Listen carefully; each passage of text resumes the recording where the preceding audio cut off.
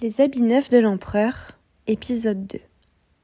Quelque temps après, l'empereur envoya un autre fonctionnaire honnête pour examiner l'étoffe et voir si elle s'achevait. Il arriva à ce nouveau député la même chose qu'au ministre. Il regardait et regardait toujours, mais ne voyait rien. « N'est-ce pas que le tissu est admirable ?»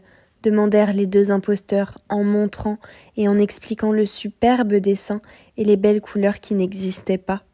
« Cependant, je ne suis pas niais, pensait l'homme. C'est donc que je ne suis pas capable de remplir ma place. C'est assez drôle, mais j'éviterai de me faire renvoyer. » Il fit donc l'éloge de l'étoffe et témoigna toute son admiration pour le choix des couleurs et le dessin. « C'est d'une magnificence incomparable, dit-il à l'empereur, et toute la ville parla de cette étoffe extraordinaire. Enfin, l'empereur lui-même voulut la voir pendant qu'elle était encore sur le métier. Accompagné d'une foule d'hommes choisis, parmi lesquels se trouvaient les deux honnêtes fonctionnaires, il se rendit auprès des adroits filous qui tissaient toujours, mais sans fil de soie ni d'or, ni aucune espèce de fil. « N'est-ce pas que c'est magnifique ?» dirent les deux honnêtes fonctionnaires. « Le dessin et les couleurs sont dignes de votre Altesse. » Et ils montrèrent du doigt le métier vide, comme si les autres avaient pu y voir quelque chose. « Qu'est-ce donc ?» pensa l'empereur. « Je ne vois rien. C'est terrible. Est-ce que je ne serais qu'un niais ? Est-ce que je serais incapable de gouverner ? Jamais rien ne pouvait m'arriver de plus malheureux. » Puis, tout à coup, il s'écria « Oh, c'est magnifique ! J'en témoigne ici toute ma satisfaction. » Il hocha la tête d'un air content et regarda le métier sans oser dire la vérité.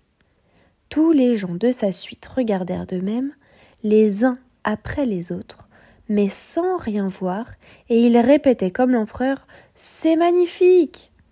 Ils lui conseillèrent même de revêtir cette nouvelle étoffe à la première grande procession. « C'est magnifique, c'est charmant, c'est admirable !» s'exclamaient toutes les bouches, et la satisfaction était générale. Les deux imposteurs furent décorés et reçurent le titre de gentilshommes tisserands. Toute la nuit qui précéda le jour de la procession, ils veillèrent et travaillèrent à la clarté de 16 bougies. La peine qu'ils se donnaient était visible à tout le monde. Enfin, ils firent semblant d'ôter l'étoffe du métier, coupèrent dans l'air avec de grands ciseaux, cousirent avec une aiguille sans fil, après quoi ils déclarèrent que le vêtement était achevé.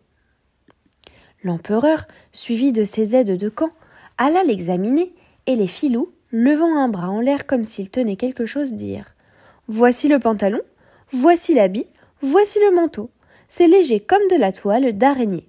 Il n'y a pas de danger que cela vous pèse sur le corps, et voilà surtout en quoi consiste la vertu de cette étoffe. » « Certainement, répondirent les aides de camp, mais ils ne voyaient rien, puisqu'il n'y avait rien.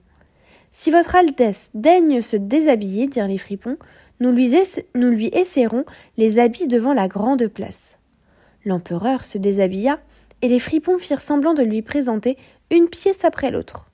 Ils lui prirent le corps comme pour lui attacher quelque chose. Il se tourna et se retourna devant la glace.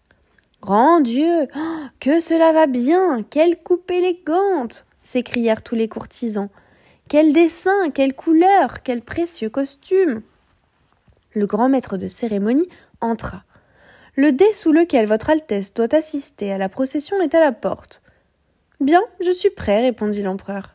Je crois que je ne suis pas mal ainsi. » Et il se tourna encore une fois devant la glace pour bien regarder l'effet de sa splendeur.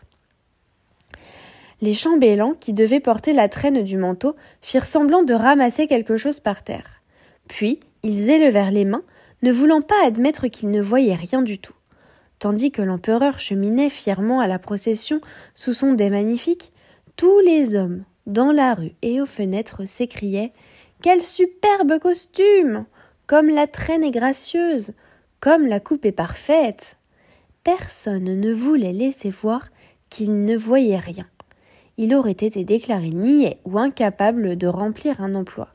Jamais les habits de l'empereur n'avaient déclenché une telle admiration. « Mais il me semble qu'il est tout nu !» observa un petit enfant. « Seigneur Dieu !» entendit la voix de l'innocence, dit le père. Et bientôt on chuchota dans la foule en répétant les paroles de l'enfant. « Il y a un petit enfant qui dit que l'empereur est nu. »« L'empereur est nu !» s'écria enfin tout le peuple. L'empereur en fut extrêmement humilié, car il lui semblait qu'ils avaient raison.